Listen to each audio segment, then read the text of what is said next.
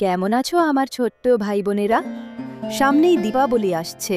আমরা সবাই জানি এই সময় আমাদের মা এই পৃথিবীতে নেমে আমাদের মাঝে আসেন ও আমাদের সকল বিপদ থেকে রক্ষা করেন। তাহলে চলো বাচ্চারা, আজ তোমাদের এমন একটা গল্প শোনাই যেখানে আমরা আমাদের মায়ের মহিমা দেখতে পাবো। কালী পুজো আর দীপাবলির সময় চারদিকে শুধু আলো আর আনন্দ। মানুষজন হাসছে, ঘর সাজাচ্ছে, প্রদীপ জ্বলছে। সবার মনে একটাই আনন্দ, মা আসছেন। রাত বাড়তেই মণ্ডপে ভিড় কমে এলো, সবাই বাড়ি ফিরল, কিন্তু এক তরুণী রিমি এখনো যায়নি। আমি আসছি মা, কালী মায়ের মণ্ডপে যাচ্ছি। সাবধানে যাস মা। দেখো, ভগবান আমার মেয়েটার পথে যেন কোনো বিপদ না হয়। এই বলে সে রওনা দিল, কিন্তু রাস্তা ফাঁকা ও অন্ধকার। আরে, এই রাস্তাটা আজ এত ফাঁকা কেন? এমন সময় ভয়ঙ্কর বাতাসের শব্দ, পাতা নড়ছে। হঠাৎ আকাশে মেঘ ছেয়ে এলো। এই সময় গাছের ডালে এক পেতনি ঝুলছিল। এই রাস্তায় কে রে এত রাতে? কালী পুজো দেখতে যাওয়া হচ্ছে। চল, আজ একেই ধরে নিয়ে যাব। এই বলে পেতনি গাছ থেকে নেমে এলো। কালী পুজো দেখতে যাচ্ছিস দুষ্টু মেয়ে? এটা আমার পছন্দ না।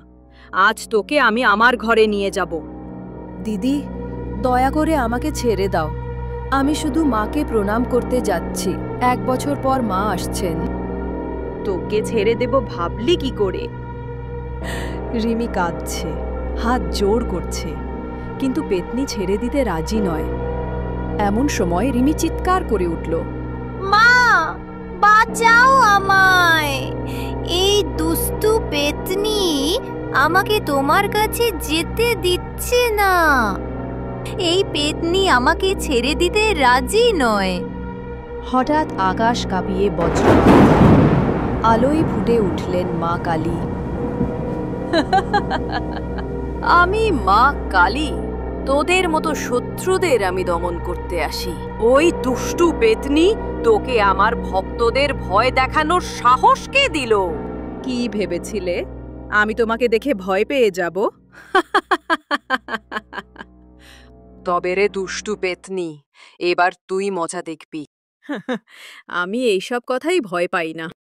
তবে রে, এই নে বদমাশ পেতনি। বাঁচাও কেউ আমাকে! মা এক পা দিয়ে পেতনিকে ধ্বংস করলেন। ভয় পেও না মা, আমি সব সময় তোমাদের পাশে আছি। সকল ভক্তরাই আমার কাছে অনেক প্রিয়। যখনই বিপদে পড়বে আমাকে স্মরণ করবে, আমি তোমাদের রক্ষা করব। এই বলে মা অদৃশ্য হয়ে গেলেন। রাত শেষে দিন হলো। রিমি তার ভাইকে ফোঁটা দিচ্ছে। অন্ধকার শেষে আলো ফিরে আসে। এই বিশ্বাসই আমাদের জীবনের আসল দীপাবলি। সবাই খুব ভালো থাকুন, সুস্থ থাকুন আর খুব আনন্দে থাকুন।